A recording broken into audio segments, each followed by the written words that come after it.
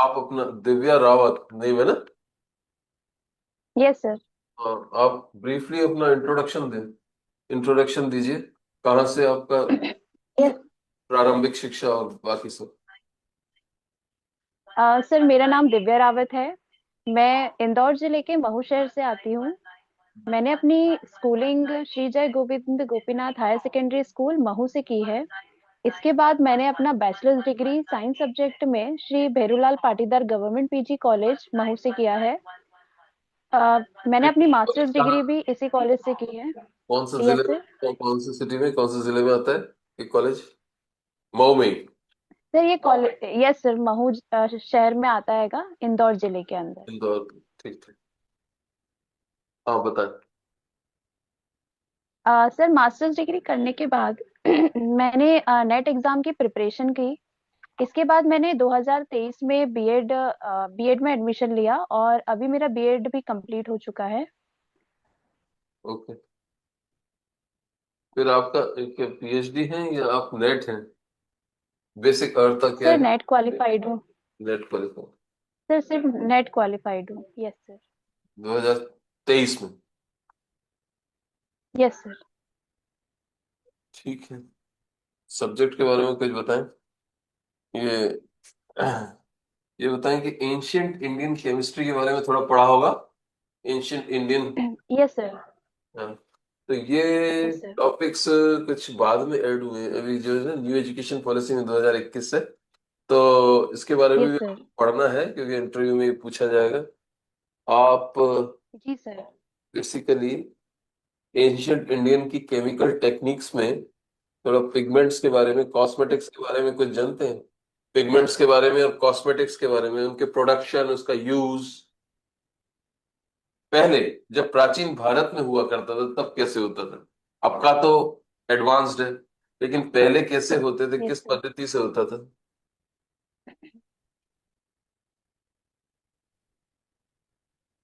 Sir इसका मुझे deep knowledge नहीं है। जी। Sir deep. इसका डीप नॉलेज नहीं है मुझे आज अभी। का डीप नॉलेज नहीं है, ठीक है, ओके। तो अभी यस सर। दूसरों को बताएं।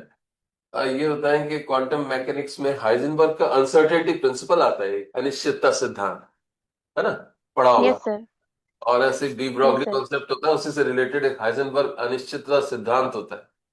तो वो क्या यस है? सर। वो क्या है, हमें क्या जानकारी देता है? सर हाइजेनबर्ग अनसर्टेनिटी प्रिंसिपल हमें ये बताता है कि हम किसी भी इलेक्ट्रॉन की पोजीशन और उसकी जो मोमेंटम होता है वो हम करेक्टली मेजर नहीं कर सकते हैं। और दोनों चीजों को एक साथ हम मेजर कर नहीं सकते हैं। इसलिए उन्होंने अपनी एक इक्वेशन भी दी थी, delta x dot delta v is equal to NH upon 2 4 pi. अच्छा। तो दोनों में से एक मेजर नहीं किया जा सकता? Yes sir.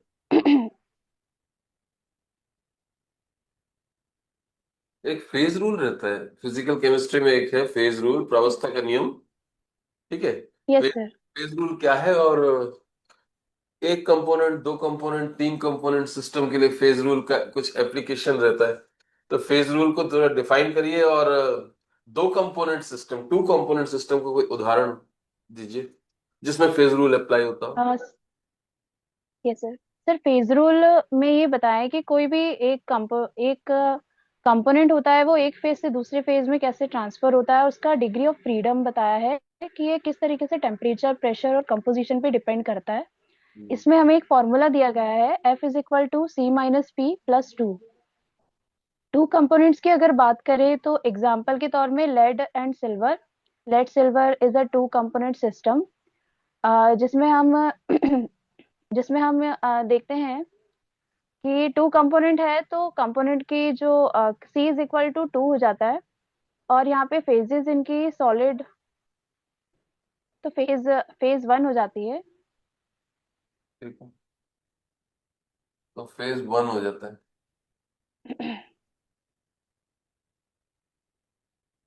F is equal to C-P+2 है ना? तो एफ क्या यस है? सर। एफ इसमें क्या है? Sir F is the degree of freedom, जिसमें हम ये देखते हैं कि ये जो कंपोनेंट्स हैं ये टेम्परेचर, प्रेशर और कंपोजिशन पे किस तरीके से डिपेंड करते हैं। इलेक्ट्रोकेमिस्ट्री के बारे में आप थोड़ा सा ये बताएं कि मतलब over voltage, types of electrodes होते हैं, इलेक्ट्रोड्स के विभिन्न प्रकार हैं, तो कितने प्रकार के आप यस सर। बता सकते हैं, कितने प्रकार के इलेक्ट्रोड रहते हैं, ओवर वोल्टेज किसको कहते सर इलेक्ट्रोड के टाइप्स होते हैं, जैसे रेफरेंस इलेक्ट्रोड होती हैं, एंड मेटल इलेक्ट्रोड्स, हैं? और कोई? और ओवर पोटेंशियल। कैलोमल और sir electrode? Over, calomel yes electrode? Sir, calomel electrode is a type of reference electrode. Calomel से क्या समझते हैं, कौन से मेटल का कंपोजिशन लिया सर जाए? Mercury, mercurous chloride. Over voltage के बारे में कुछ बोल रहे थे आप, ओवर वोल्टेज कैसे डिफाइन करेंगे इलेक्ट्रोड के संदर्भ में?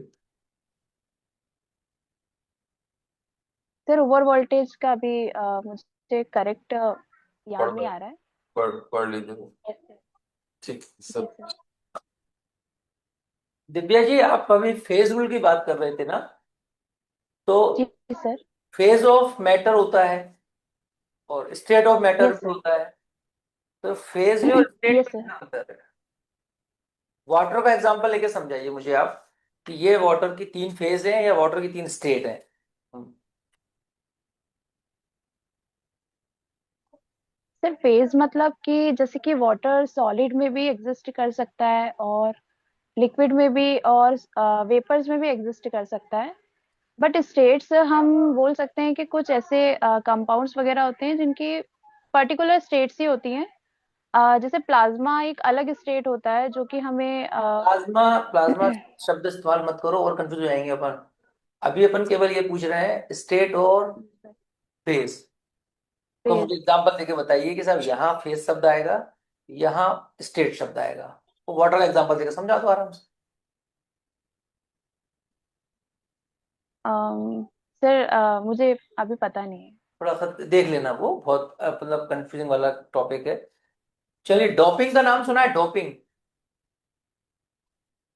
Doping, yes sir. क्या होती है डोपिंग? सर डोपिंग मतलब कि जो सेमीकंडक्टर्स होते हैं, जैसे कि सिलिकॉन, जर्मेनियम, इनमें हम कुछ इम्प्योरिटीज ऐड कर देंगे, उसे हम डोपिंग बोलते हैं, ताकि ये सेमीकंडक्टर्स और इफिशिएंट वर्क कर सके एज अ कंडक्टर्स। हाँ, मतलब हम नॉन कंडक्टर को कंडक्टर में कन्वर्ट कर लेते हैं, तो यहाँ यस देखो सर। डोपिंग से फायदा हो गया वैसे हमें। तो सेमी यस सर। कंडक्टर कहलाते हैं। तो यहाँ पे भी कुछ शब्द आते हैं, पीएनपी और एनपीएन, कुछ शब्द आते हैं इस टाइप के। Semi yes conductor sir. बड़े होंगे, पीएनपी टाइप, पी टाइप के और एन टाइप के। तो पी टाइप के सेमी यस सर। कंडक्टर क्या होते हैं और एन टाइप के सेमी कंडक्टर्स क्या होते हैं? सर इसका आंसर नहीं पता मुझे। आप थोड़ा देख लीजिएगा, ठीक है? अच्छा, जनरली यस सर। आप ये कहते हैं अपन, ये कफ सिरप पीने के बाद गाड़ी नहीं चलानी चाहिए, ऐसा क्यों कहते हैं? यस सर, कफ सिरप्स में स्मॉल क्वांटिटी में अल्कोहल वगैरह होता है, जिसकी वजह से थोड़ा सा एनेस्थेटिक हो जाता है बॉडी, तो इसलिए हमें ड्राइविंग वगैरह नहीं करना चाहिए। ड्राइविंग वगैरह नहीं करनी चाहिए, ठीक है। और एल्डोल कंडेंसेशन क्या कैसे? होता है?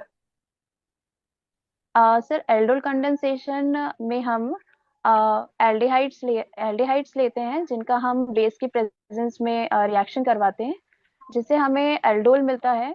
Aldol means ketone and alcohol, both the groups, aldehyde and alcohol, both the groups are present in one compound. अच्छा, हम कोई सा भी एल्डिहाइड ले लें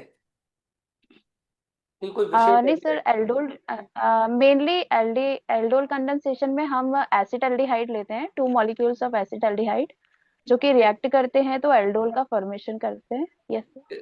तो प्रोपेनल ही ले सकते हैं हम? सर ले सकते हैं वो भी। उसे हम क्रॉस एल्डोल रिएक्शन बोलते हैं, नहीं, जिसमें हम दो मैं डिफरेंट टाइप के मैं एल्डोल कह रहा लेते हैं। हूँ तो हम फॉर्मल्डिहाइड ले लेते हैं। फॉर्मल्डिहाइड में क्या दिक्कत है? हाँ सर, फॉर्मेल्डिहाइड भी ले सकते हैं। अरे, फॉर्मल्डिहाइड नहीं ले सकते। एल्डोल में चाहिए हमें अल्फा हाइड्रोजन, और फॉर्मल्डिहाइड में अल्फा हाइड्रोजन है ही नहीं। Yes sir. ठीक, थोड़ा सा ध्यान रखिएगा। चलिए, नहीं, हाँ सर, मतलब एक फॉर्मेल्डिहाइड और एक एसिटाल्डिहाइड लेके करवा सकते हैं। ना ना, फॉर्मल्डिहाइड तो लेनी नहीं है एल्डोल में। एसिटाल्डिहाइड ले सकते हैं, एसीटोन ले सकते हैं, मतलब ऐसे एल्डिहाइड या कीटोन ले सकते हैं जिनमें अल्फा हाइड्रोजन है। और फॉर्मल्डिहाइड में अल्फा हाइड्रोजन नहीं होता, तो वहां ये रिएक्शन नहीं होगी फिर। Okay sir. ठीक है। ठीक तो है ये, सर। हाँ, ओके। तो एल्डोल की अपोजिट रिएक्शन कौन सी है? एल्डोल की अपोजिट एल्डोल की अपोजिट, आपके सिलेबस में अलग सर से लिखा रेट्रो, हुआ है। ना ना ना, रेट्रो एल्ड, यस सर।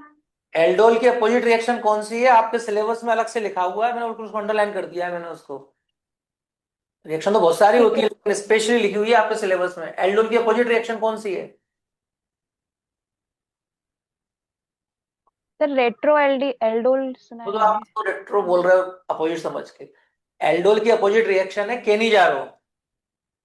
देखो आपने सिलेबस में ओके देखा सर, ना, एल्डोल कैनिजारो के रिएक्शन। बाद याद आ गया ना।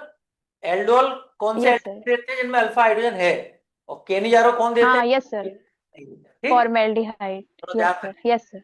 और एक और एल्डिहाइड जी बताओ सर। जिसमें अल्फा हाइड्रोजन नहीं है, बहुत कॉमन है वो भी। अल्फा हाइड्रोजन नहीं है जिसमें। हाँ,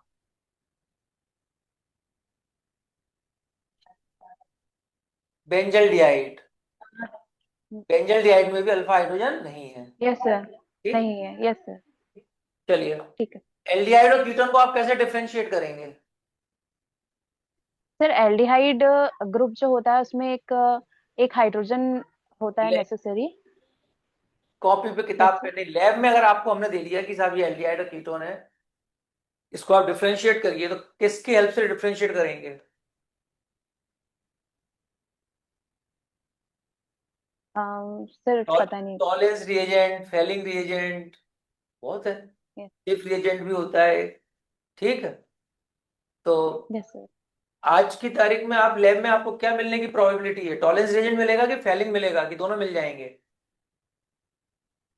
सर, फेलिंग रिएजेंट मिलते हैं कॉमनली। कॉमनली मिलते हैं, टॉलेंट नहीं मिलता। टॉलेंट क्यों नहीं मिलता? Sir I don't. अच्छा, टॉलेंट रिएजेंट होता क्या है? कॉम्पोजिशन। सर रिएजेंट्स के बारे में अभी मैंने पढ़ा नहीं है। ध्यान से पढ़ लीजिएगा, सिलेबस में साफ साफ ये सब तो लिखा हुआ है। ठीक है ना। अब टॉलेंस रिएजेंट यस होता है बेटा ammoniacal silver nitrate. Silver nitrate yes sir. थोड़ा बहुत, थोड़ा कॉस्टली होता है वो तो, कॉस्टली आजकल होता है। मिलता नहीं जनरली, वो आजकल लैब प्रोग्राम फेलिंग सॉल्यूशन रखा मिलता है। ओके सर, आप पूछ लीजिए। Yes. Divya ji, yes sir. आपकी हॉबी कुकिंग है। Yes sir. किचन में केमिस्ट्री का क्या यूज है? कहाँ कहाँ यूज होती है किचन में? सर, किचन में केमिस्ट्री हम बोल सकते हैं एज एन एंडोथर्मिक रिएक्शन, क्योंकि जो फूड्स होते हैं वो हीट एनर्जी को एब्जॉर्ब करते हैं और कन्वर्ट हो जाते हैं। और इसके अलावा हम रेफ्रिजरेटर में भी यूज करते हैं एज अ फ्रीजिंग के लिए, जैसे जिसमें वाटर कन्वर्ट हो जाता है आइस में।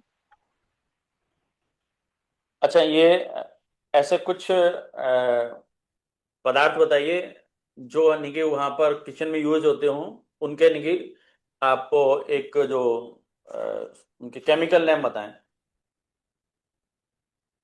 सर, जैसे फर्स्टली विनेगर होता है जिसमें 5% हम एसिटिक एसिड को डाइल्यूट करते हैं इन वाटर। एंड इसके बाद हम टमाटो जिसमें कैरोटीन पिगमेंट होता हैगा। और इसके बाद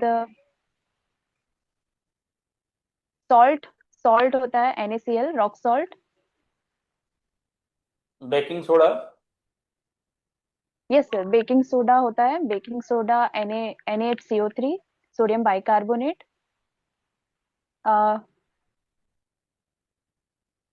ठीक है, ये लास्ट क्वेश्चन मेरा, फिटकरी का आप फॉर्मूला बता दीजिए। यस सर, फिटकरी का जो नेम है alum, K2SO4, K2SO4 dot MgSO4। चलिए, पढ़ लीजिएगा, है ना। Divya ji, yes sir. Yes sir. आप इंदौर से आगे, इंदौर में एक जगह फेमस है राजवाड़ा। Yes sir. किस लिए फेमस है वो? सर राजवाड़ा अहिल्याबाई होलकर के टाइम में बना हुआ एक प्राचीन भवन हैगा। और हमारा इंदौर जो है वो उन्हीं के नाम से ज्यादा फेमस है। राजवाड़ा में उन्हीं का ही राज था उस टाइम पे, इसलिए फेमस है वो। इसमें एक मूर्ति लगी है, किसकी है प्रतिमा वो?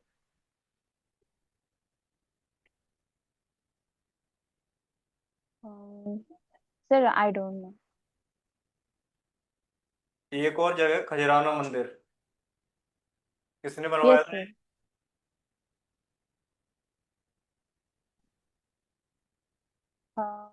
नहीं पता सर। एनईपी 2020 के बारे में बताइए, इसके क्या फीचर्स हैं? सर एनईपी 2020 में सबसे पहले जो पुराना 10+2 स्ट्रक्चर था स्कूल का, वो चेंज करके 5+3+3+4 में कन्वर्ट कर दिया गया है, जिसमें 3 से 18 साल के बच्चों को शिक्षा दी जाएगी। इसके बाद यहाँ पे मल्टी डिसिप्लिनरी सब्जेक्ट्स चूज करने के लिए दिए गए हैं, और इसमें वोकेशनल ट्रेनिंग भी दी जाएगी बच्चों को। और इसके अलावा कॉलेज लेवल में जो बैचलर डिग्री थी, ये कन्वर्ट करके अब 4 इयर्स की certificate, diploma and degree and research based कर दिया गया है। हर एक साल मतलब और स्टूडेंट्स कभी भी मल्टीपल एंट्री एग्जिट कर सकते हैं इसमें। और इसके अलावा अगर गवर्नमेंट मेरा लास्ट क्वेश्चन है कि अभी मध्य प्रदेश में उच्च शिक्षा मंत्री कौन है?